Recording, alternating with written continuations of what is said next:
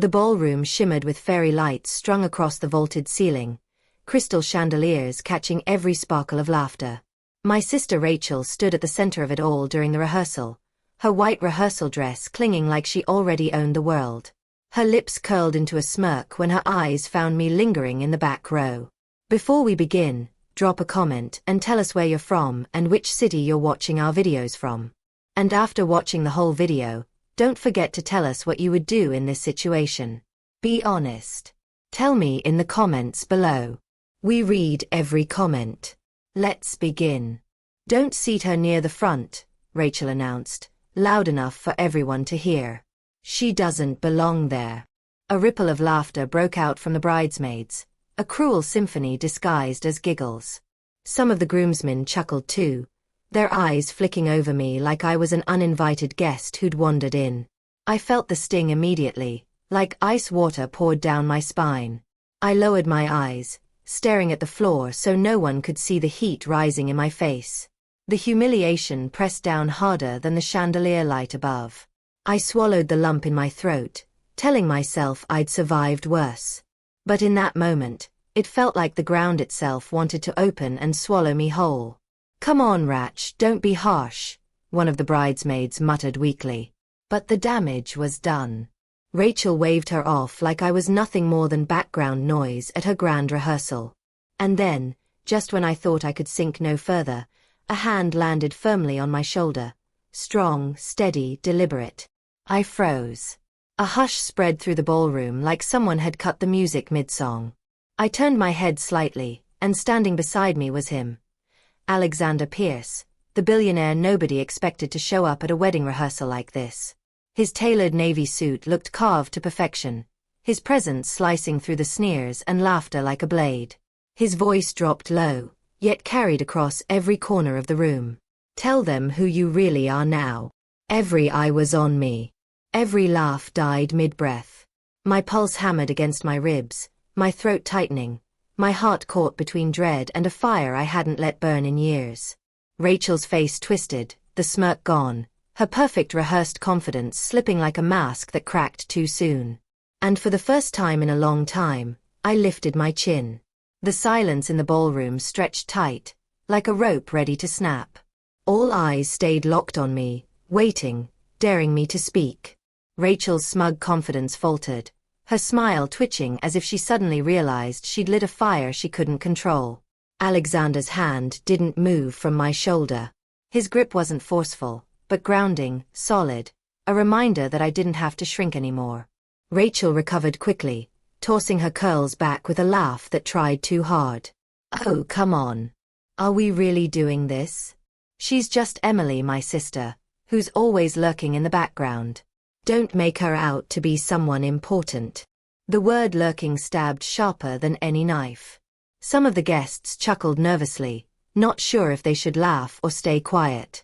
The groomsmen shifted uncomfortably, their laughter from moments ago now sounding hollow in their throats. Alexander's voice cut through the air like thunder. "Funny," he said evenly, his gaze sweeping across the crowd. "Because from where I stand, it looks like the only person in this room with dignity is her."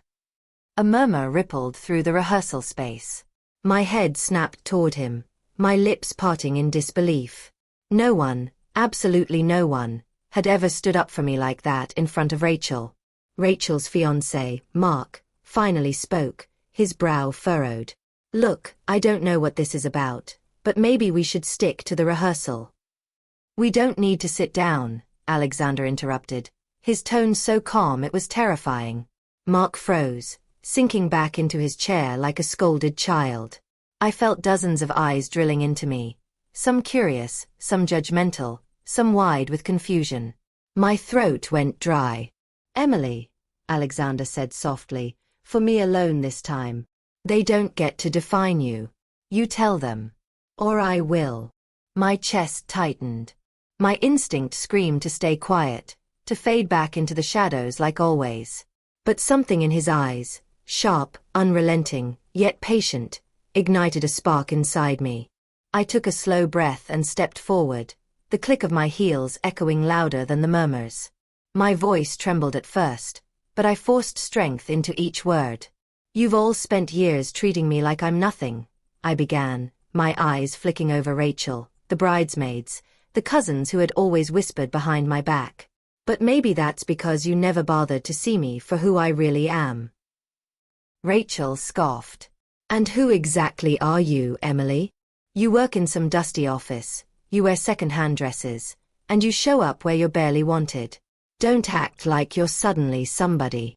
Gasps circled the room at her cruelty, but Rachel only lifted her chin higher. Before I could answer, Alexander stepped in closer, his presence looming behind me like a storm at my back. His voice boomed across the room. She's not just somebody, Rachel. She's the reason half of you even have jobs. The air cracked open. The chandeliers seemed to rattle with the weight of his words. Confusion spread like wildfire. People whispered, leaning toward each other, eyes darting between me and Alexander. Rachel blinked rapidly, her smirk finally gone. What are you talking about? I turned to face her fully now, my voice no longer trembling. I am not the failure you've painted me as my whole life. I've been working in silence, building, investing, and last month. My chest rose and fell, adrenaline roaring in my veins. Last month, I became the majority shareholder of the very company you brag about to your friends, Rachel. The room erupted, shocked gasps, hushed voices, a few hands covering mouths in disbelief. Rachel stumbled back a step, her face draining of color. You're lying. That's impossible. Alexander's lips curved into the faintest smirk. I should know. I was the one who sold her the final shares. The room froze again. Even the air felt different, thicker, charged, alive with scandal. Rachel's fiancé muttered something under his breath, but Rachel shot him a glare that silenced him immediately.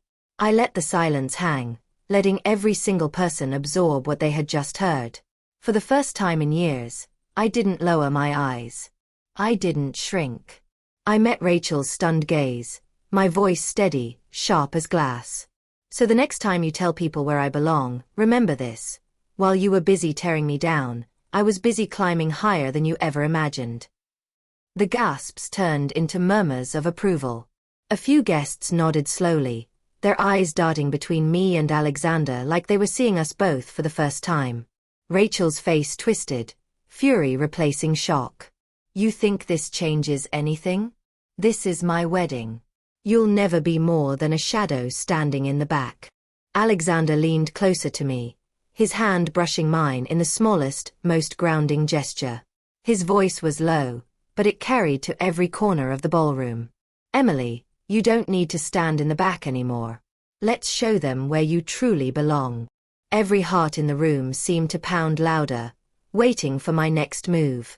And this time, I was ready to deliver it.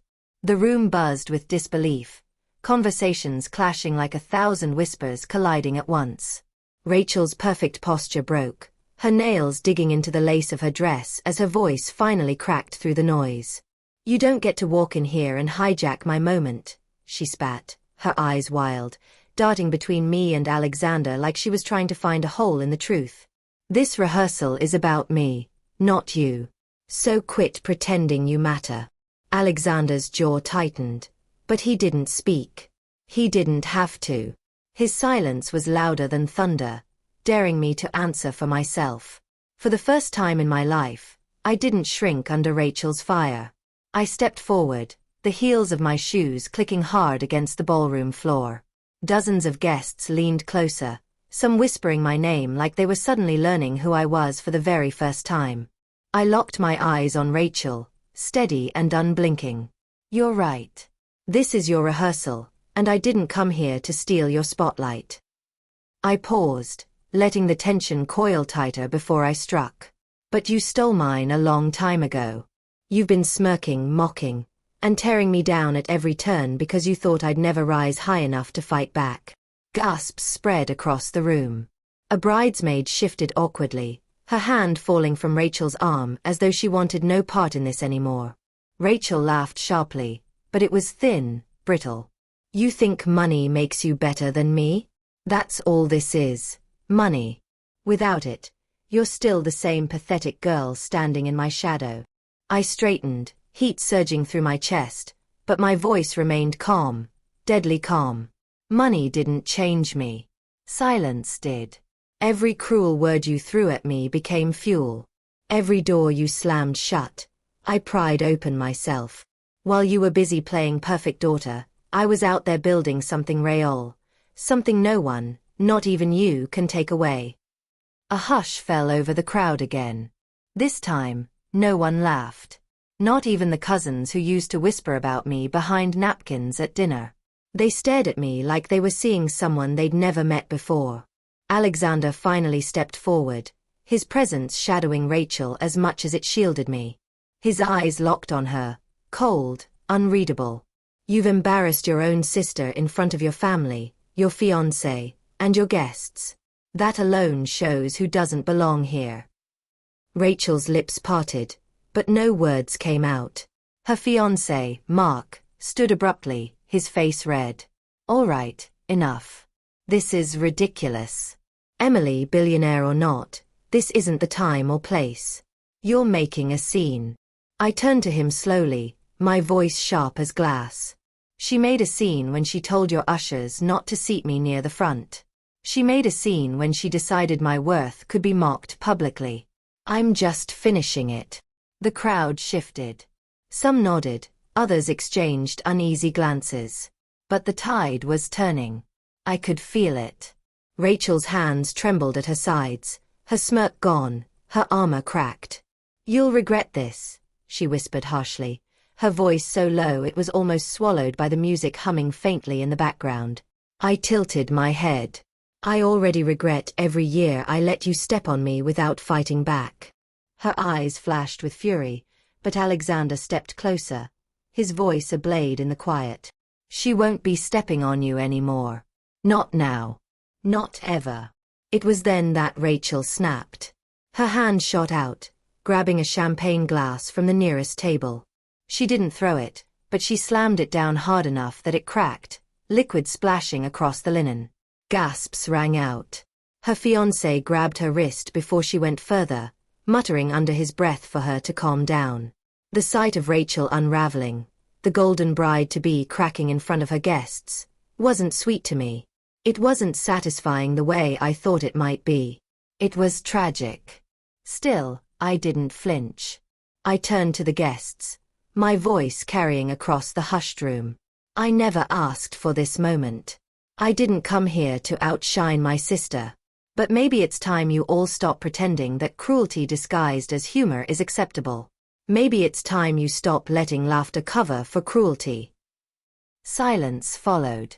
Even the chandeliers seemed to hum with the weight of my words. Alexander touched my arm lightly, steadying me. His eyes flicked toward the door, silently asking if I wanted to walk out, leave the chaos behind. But something in me refused to back down this time. I looked straight at Rachel, whose perfect image was crumbling before everyone's eyes. If you really believe I don't belong here, I said, my voice low, strong, unshaken, then maybe it's you who doesn't belong in my life anymore. The room froze. Rachel's chest heaved, her eyes wide, the words sinking in deeper than any dagger. And with that, I stepped away from her. Every gaze following me, every whisper chasing me, but none of them mocking anymore. For once, they weren't laughing. The ballroom no longer belonged to Rachel.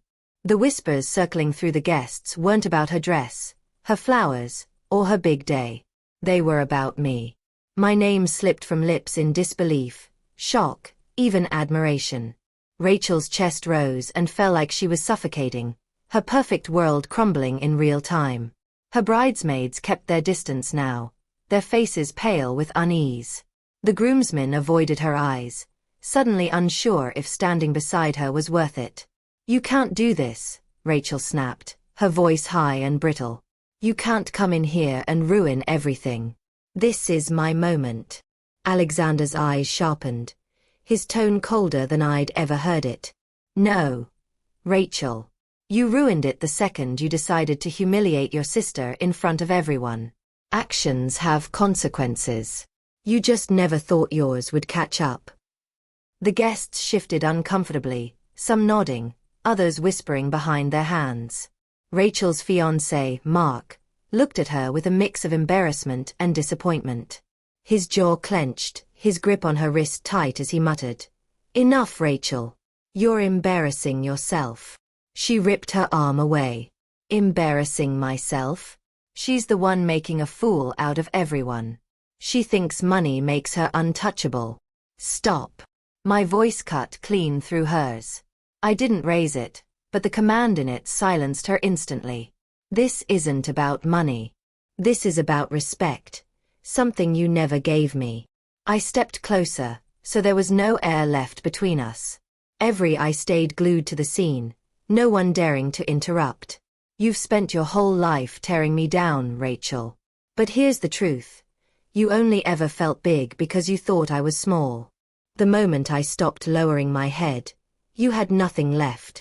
Her face drained of color, the fury in her eyes flickering into something raw, fear. The crowd gasped when Alexander finally moved, stepping beside me, his presence overwhelming, his voice calm, controlled, final. "Emily doesn't need to prove herself to you anymore. But if you need proof, look around.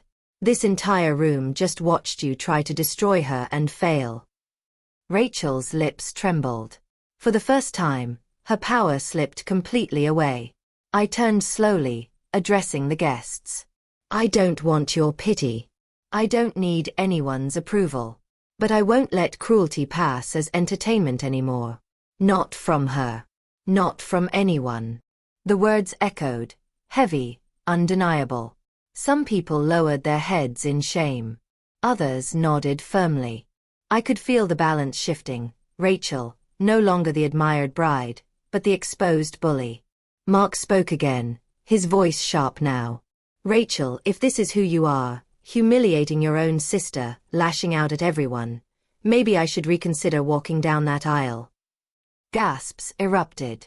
Rachel's knees seemed to buckle, her hand gripping the back of a chair to steady herself. "Mark, you can't mean that." But his silence said more than words ever could. I didn't gloat. I didn't smirk. Instead, I stood taller, the weight of years lifting from my shoulders. For once, I felt free. Rachel's voice broke. "You'll regret this, Emily. You'll regret humiliating me." I leaned in, just enough for only her to hear, my voice steady, sharp, final. "No. The only thing I regret is giving you the power to humiliate me for so long. That ends tonight." Her eyes filled with tears, but I didn't stay to watch her crumble. I turned, Alexander falling into step beside me, the entire room parting as we walked toward the exit. Heads bowed, whispers chased us, but no laughter followed. Not anymore. As the heavy doors swung open, Alexander's voice dropped low, only for me. "You don't need their validation, Emily. But after tonight, they'll never forget your name." The air outside was crisp, the night sky endless. For the first time in years, I felt like I could breathe. I glanced at him, my chest still tight with adrenaline. "Why did you step in back there?" His eyes softened, the steel in them easing. "Because I saw someone worth defending, someone who didn't realize she already had the power to defend herself." For the first time in a long time, I smiled, not the polite, forced smile I wore to survive, but a real one. "Thank you," I whispered. He shook his head. "Don't thank me. You did that on your own. All I did was remind you who you really are." And as we walked away from the glittering ballroom, leaving Rachel and her unraveling world behind, I knew he was right. I wasn't the shadow anymore. I was the storm they never saw coming. To everyone who's followed this journey, thank you for being here. You've witnessed the sting of betrayal, the courage to stand tall, and the power of reclaiming your worth. If Emily's story moved you, hit subscribe and join us at Warth Stories, where every tale is a testament to strength, truth, and rising above. Keep shining, and I'll see you in the next chapter.